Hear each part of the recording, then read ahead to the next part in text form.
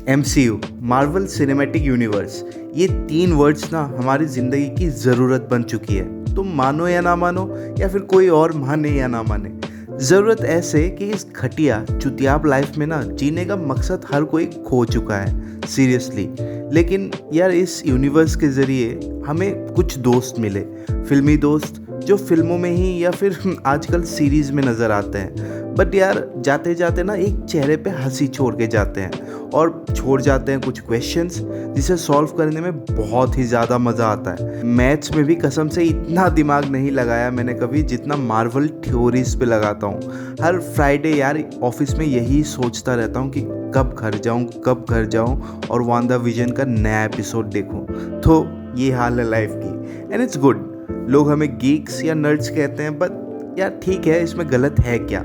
हाँ भाई है, और मैं तो प्राउडली कहता हूँ। लाइफ में रोटी, कपड़ा, मकान और मार्वल, बस इसी चीज़ की ज़रूरत है। इन शॉर्ट, मार्वल इज बस। बहुत हुआ लेक्चर, चलो शुरू करते हैं इस चैनल का पहला वीडियो फिर।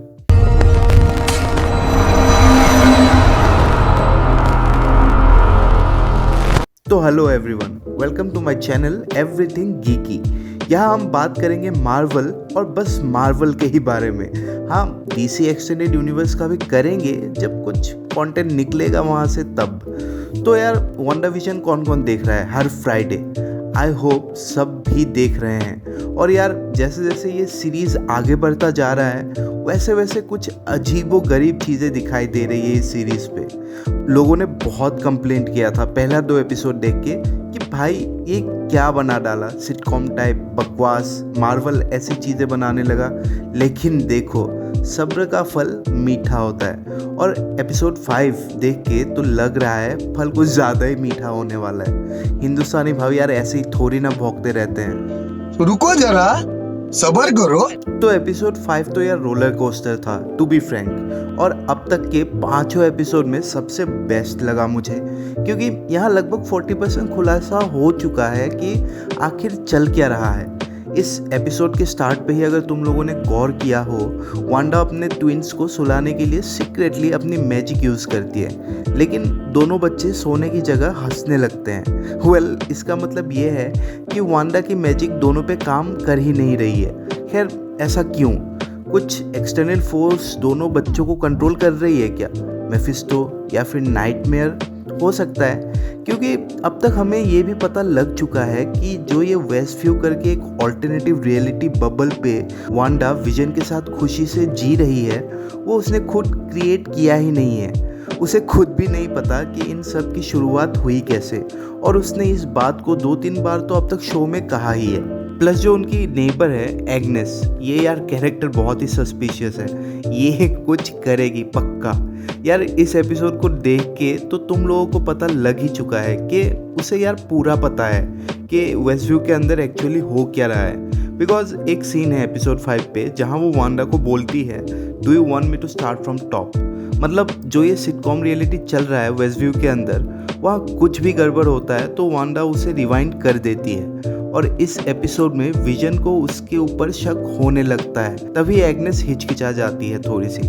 मे बी एग्नेस उस एक्सटर्नल पावर सोर्स की राइट हैंड निकले जिसकी मैं बात कर रहा था, मे बी मेफिस्टो और नाइटमेयर। क्योंकि यार बहुत सारे फैन थ्योरीज तो यही बता रही है कि वो एक्चुअली एगाथा हार्कनेस नाम की विच है जो मेफिस्टो की इन सब कारनामों में मदद कर रही है। प्लस विजन को इस एपिसोड के अंदर ना अंदाज़ा हो जाता है कि ये सब वेस्टव्यू के अंदर जो भी चल रहा है वो नॉर्मल नहीं है।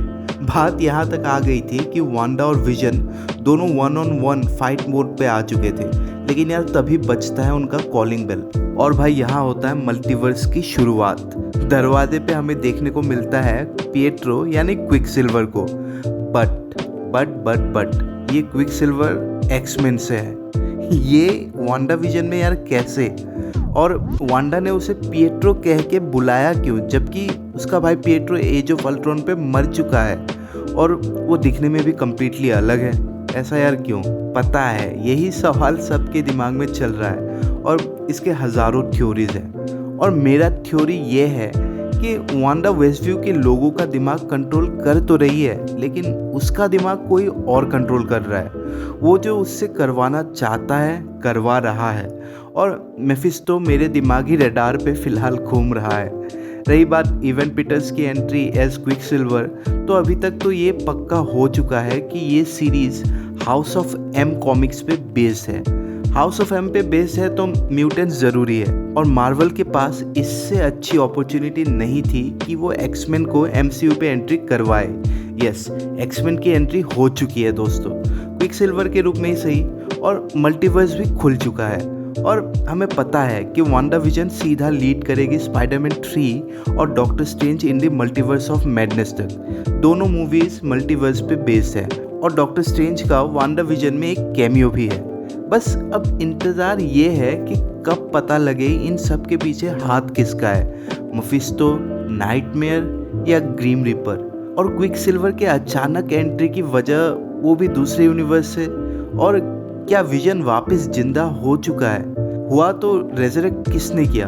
और विजन की बॉडी 5 साल पहले वांडा ने स्वॉर्ड की फैसिलिटी से चुराया क्यों था? राज गहरे हैं भाई, खुलते जाएंगे और मैं वीडियोस बनाता जाऊंगा। तो यारो, वीडियो अच्छी लगी तो लाइक, कमेंट, शेयर और सब्सक्राइब करना मत भूलना।